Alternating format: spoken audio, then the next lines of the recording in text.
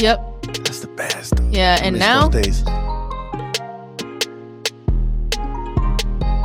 Yeah, like that. And now shit's on demand and motherfuckers just like don't know how to fucking. How do I press? Huh? How do I press play? Like they don't want to. Yeah. Order the movie. Order the movie on. Yeah, it's Can crazy. you hit play for me, please? Later, fool. What's up? What it is? What's up? I feel like it's been a long while. We're actually doing it on a Wednesday. Yeah, it is. Usually we do Monday, but we're traveling. Yes, we was. How do we start? There's all kinds of things. We have a bunch of subjects. First of all, I think we should touch on. I'm wearing glasses because I have a hard time reading. I don't really need glasses, but I don't want to be like this in front of you guys.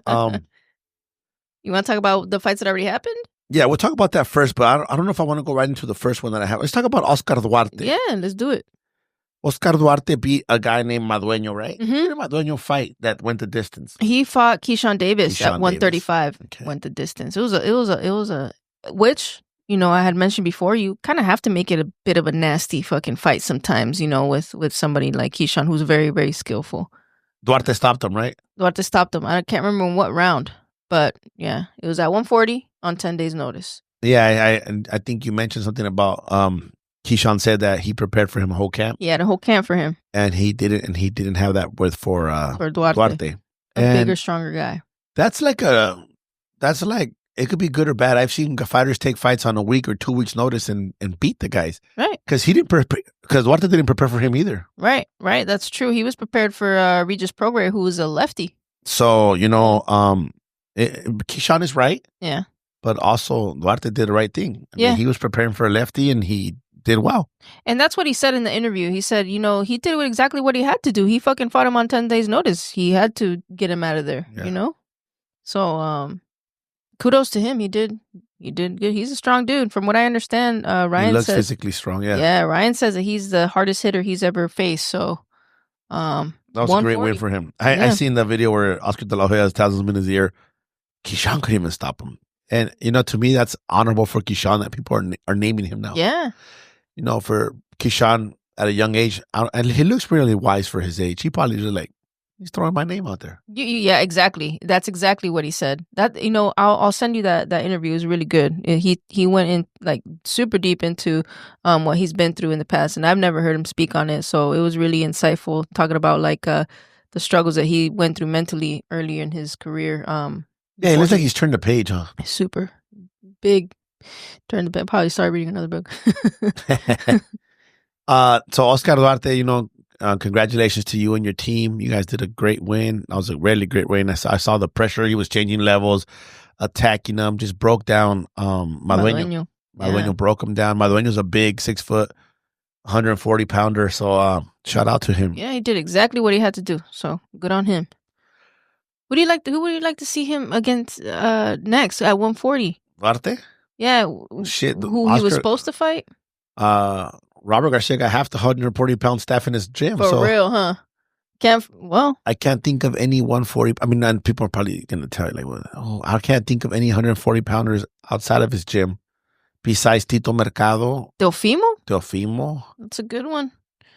He already got beat by Ryan. Yeah, he gave Ryan a tough fight, though. How about Duarte against Devin Haney? That's a great fight.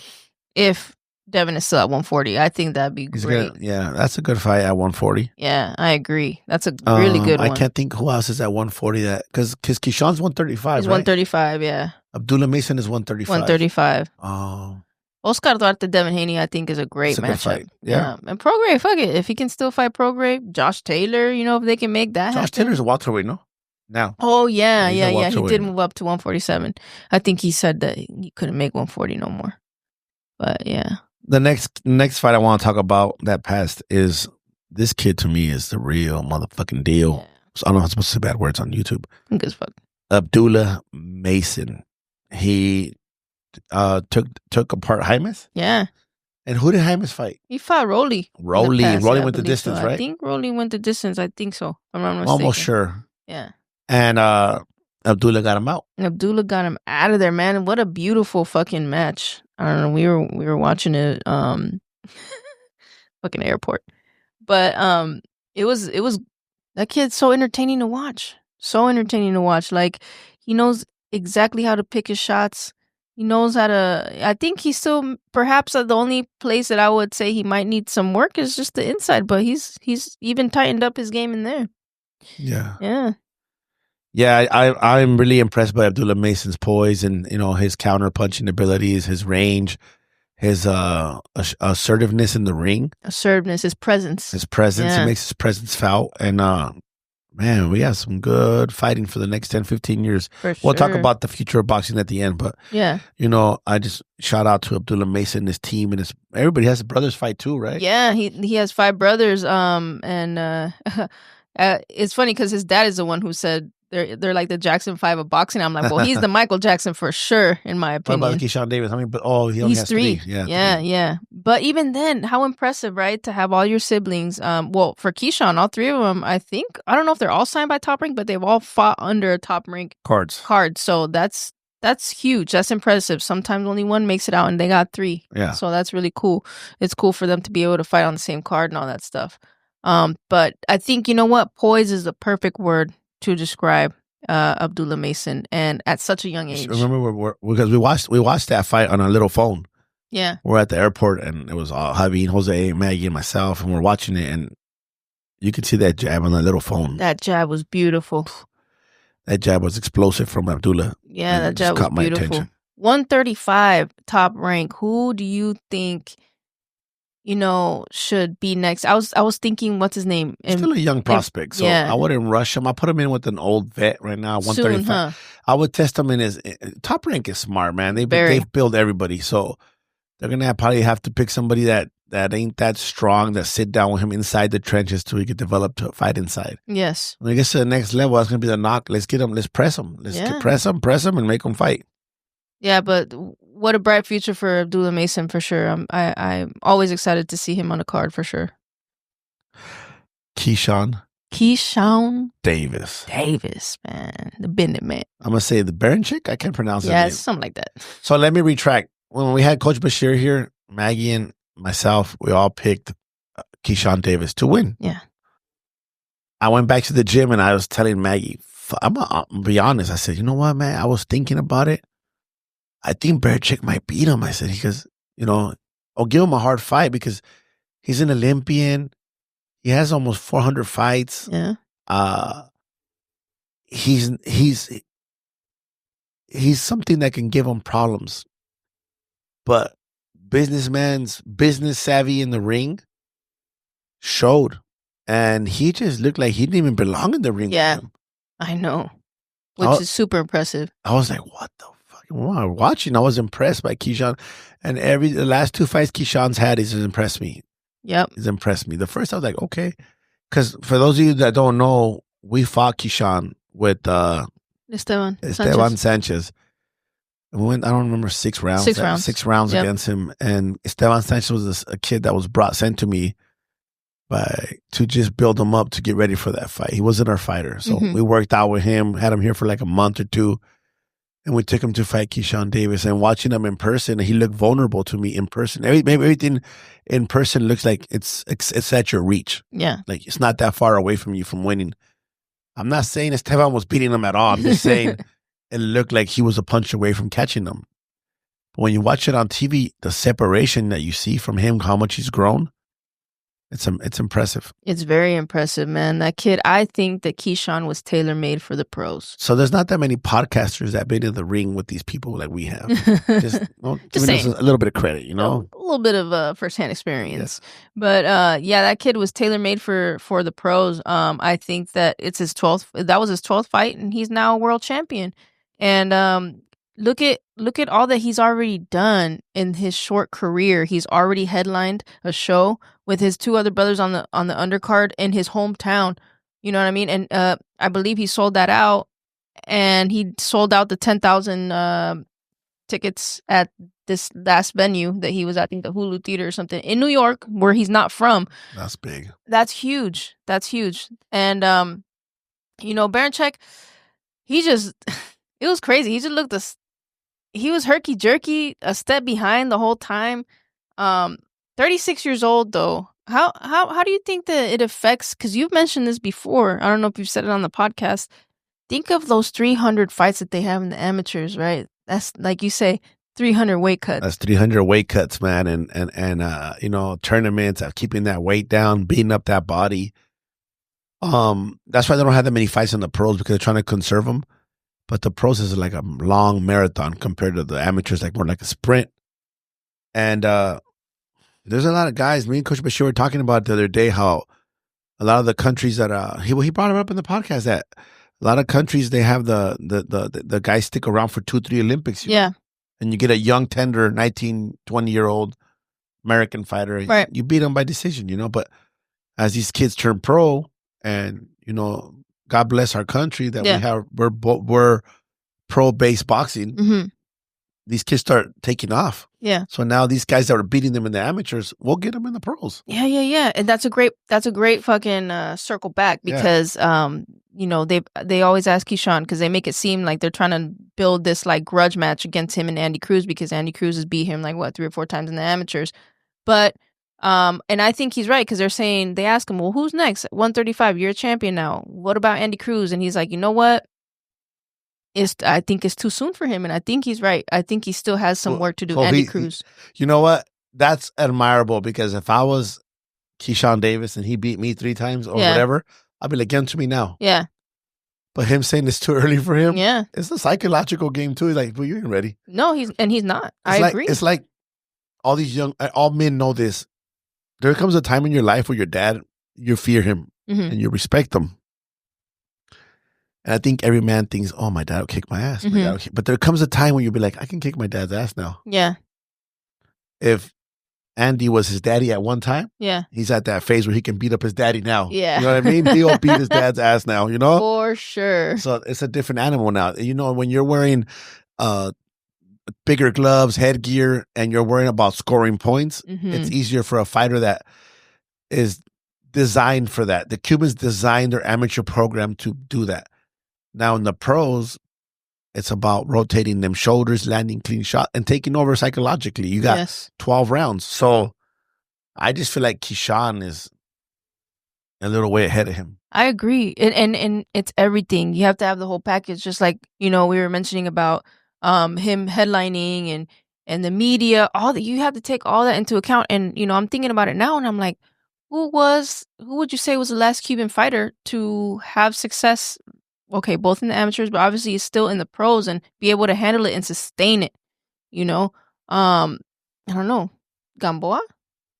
Lara and Gamboa, but none of them have. Gamboa probably was more of a household name than Lara. Yeah. Lara got to fight Canelo, and people say he beat him.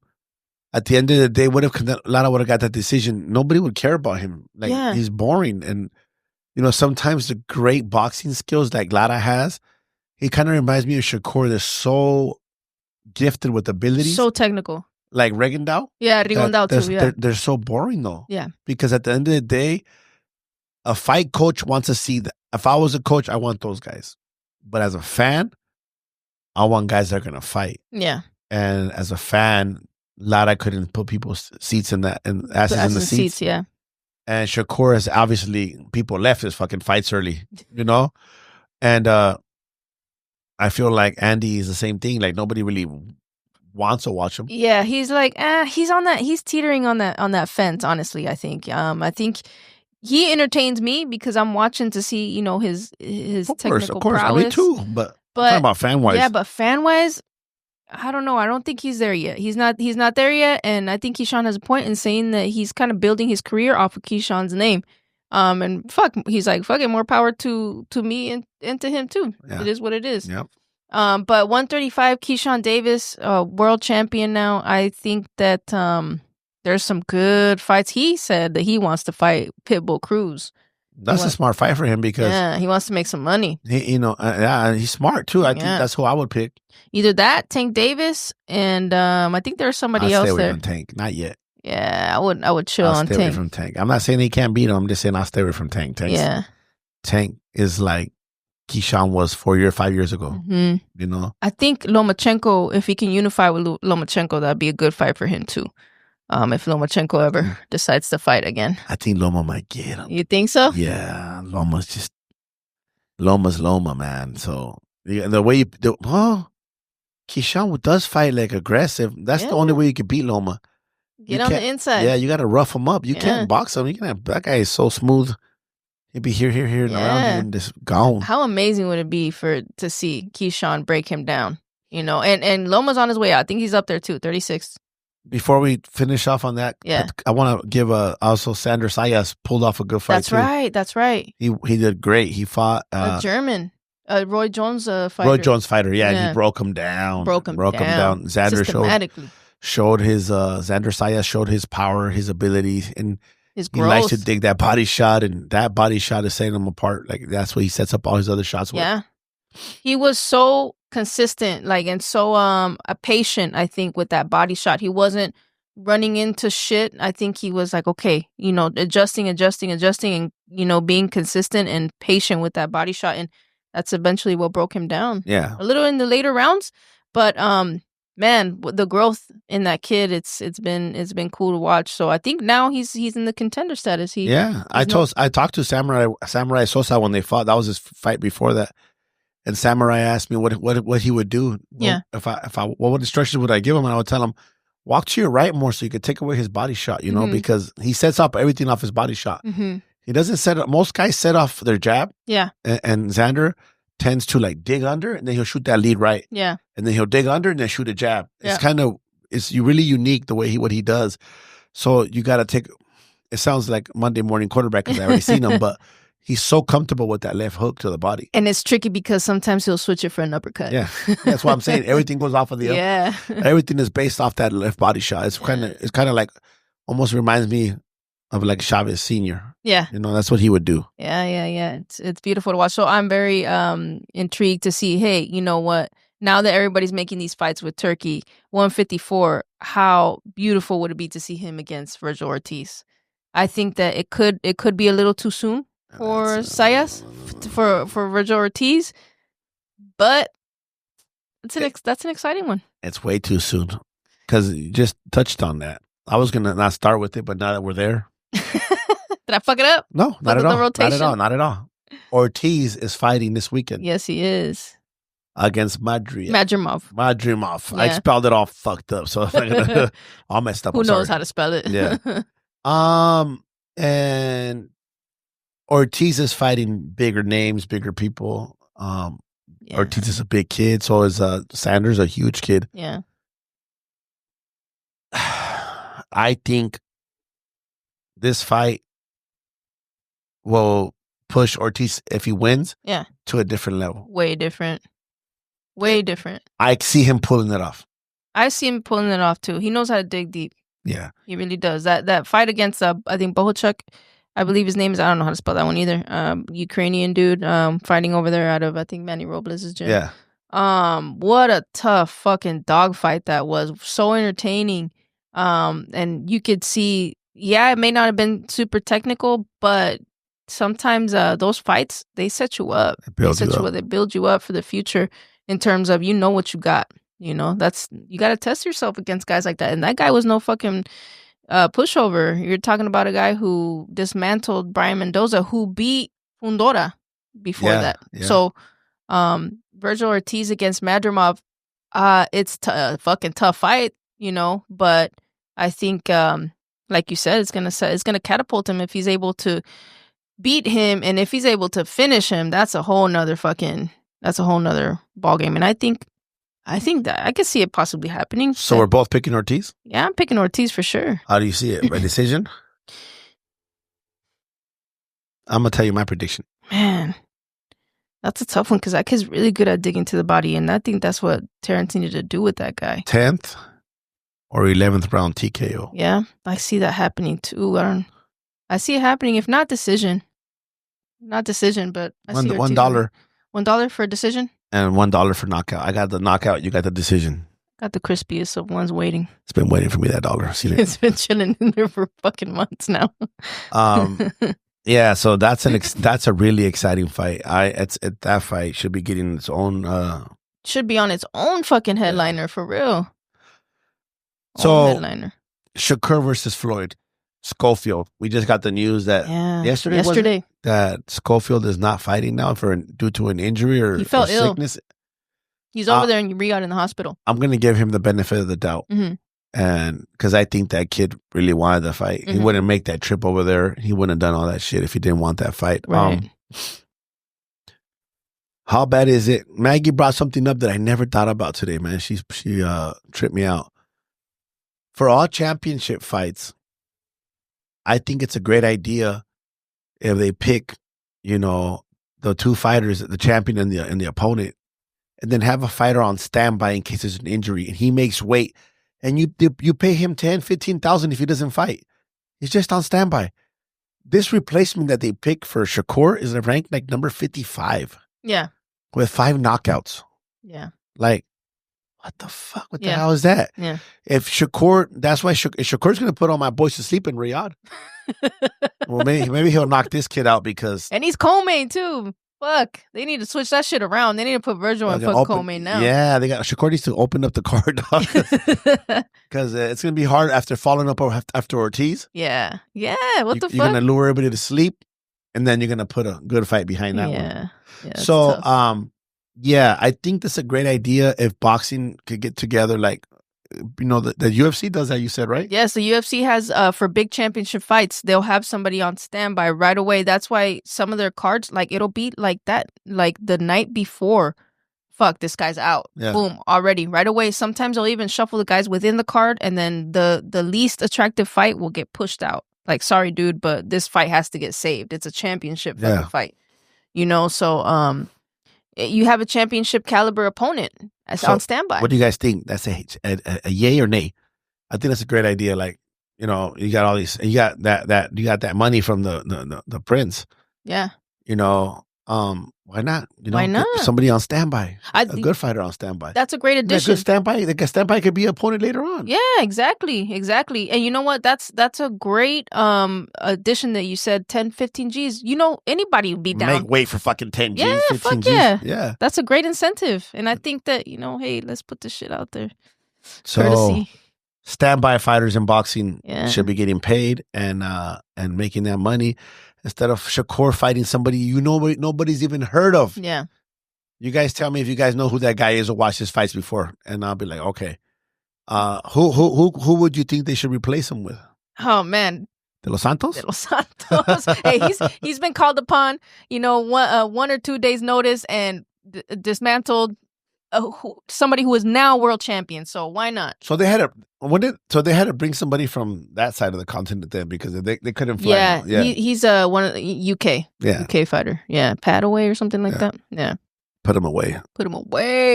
But you know what? How interesting is that match going to be? This is Shakur's first fight after coming off of a hand injury, which another one could potentially be a fucking determinant of the result of the fight. So if Shakur hurts his hand again, are we considering him one of the best? Yeah. Because they talk about him like he's the best, and technically he hasn't had a big name in his resume except for a small Oscar Valdez. Yeah.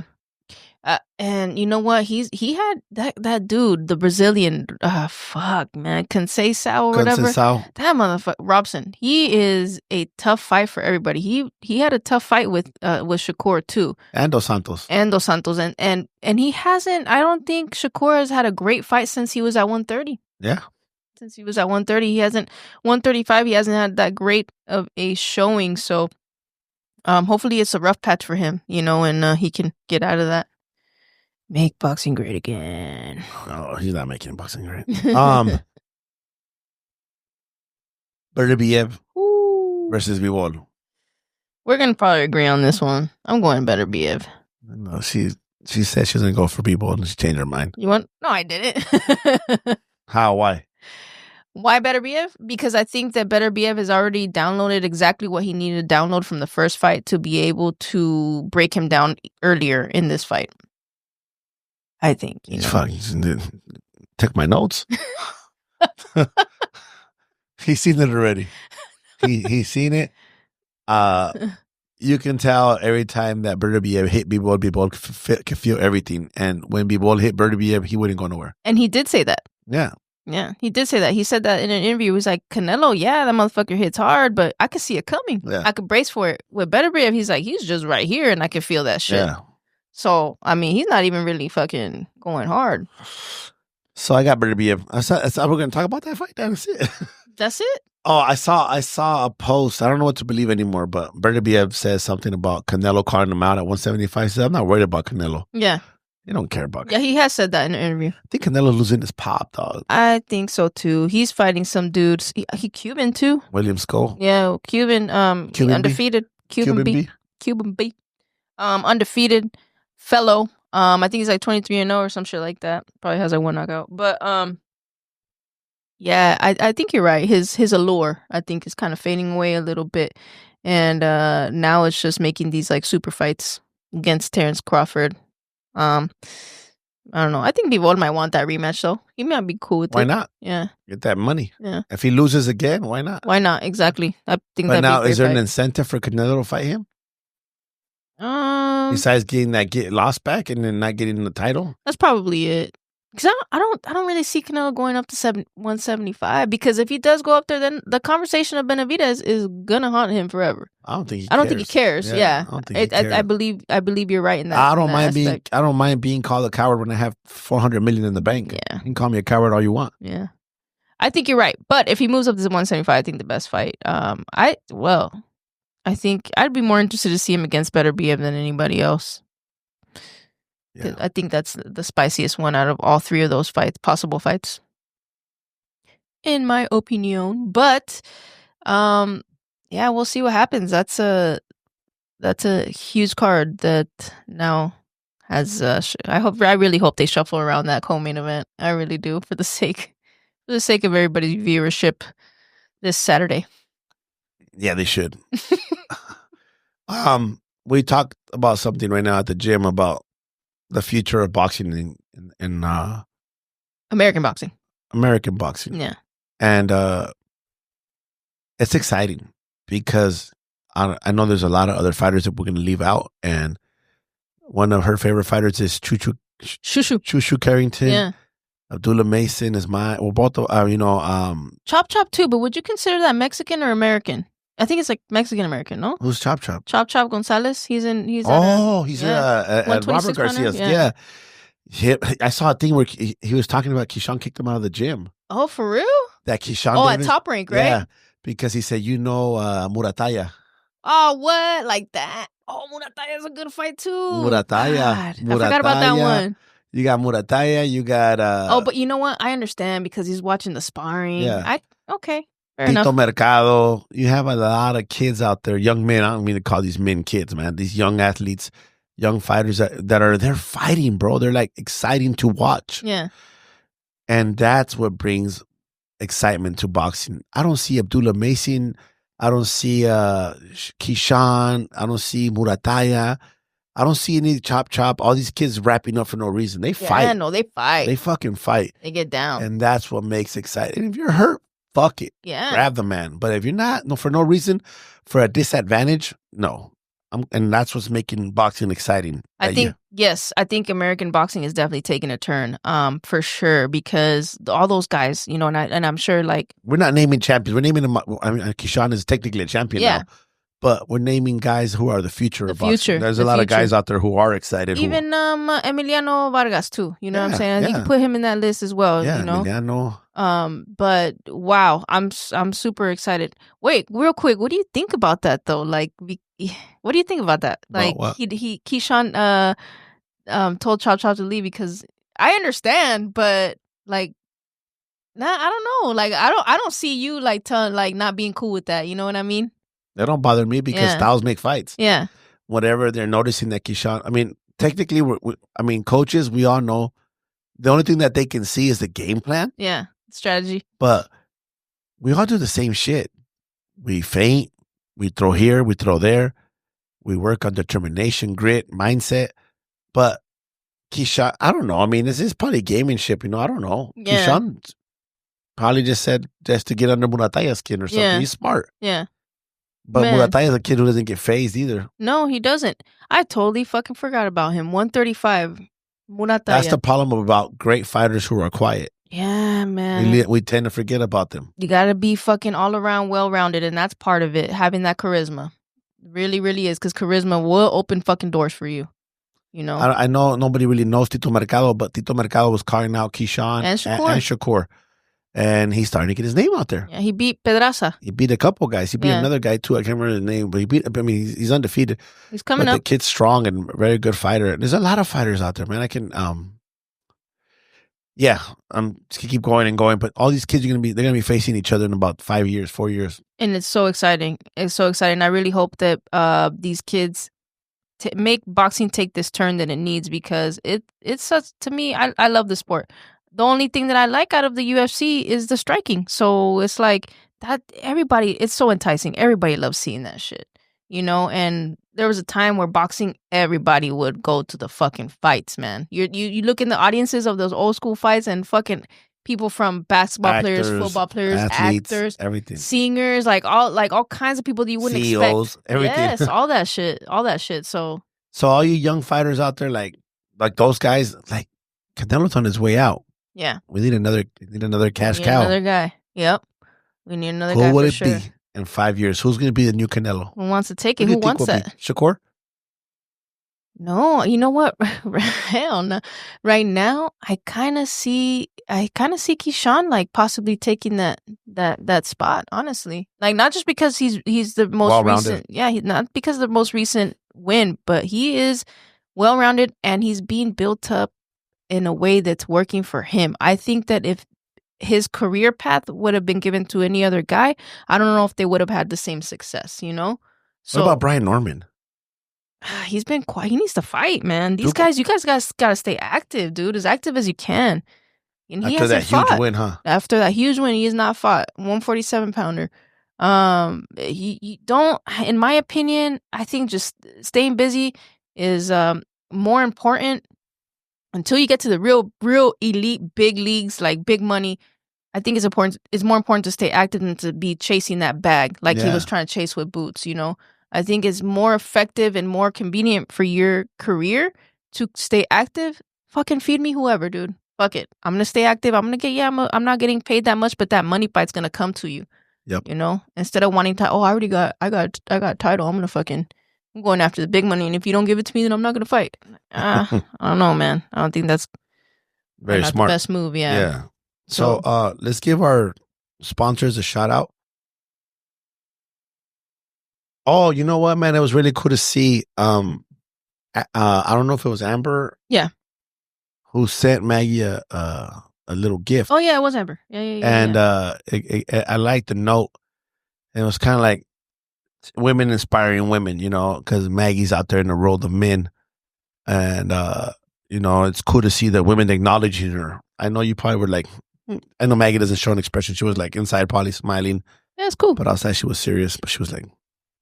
I think the word that stuck out was inspiration. I don't do this to like, you know, for that purpose. I think it's a huge bonus. So, that's super cool. That somebody like Amber's been around like in the sport for a while, and she's built this network. Her and Miss Heidi have built a network that's growing and growing and growing, and it's so good what she's doing for the sport, and she does it for the love of the sport. So that's what I admire the most, the love of the sport, man. Yep. As am I. So thank you for everything you guys do for us. Yep. On that note, you guys please try to share. We appreciate. Everybody always tells, "Hey, we watch your podcast. Hook us up, fool. I don't see the numbers. Subscribe or what? Subscribe, likes, comment. You know, make us get up there, man. We love what we do. Yeah. And thank you guys. We appreciate you guys so much. Hell yeah, appreciate it. Peace out. This has been a Point and Yell production. Yeah, I think the words, but sometimes they don't come out of my mouth no good.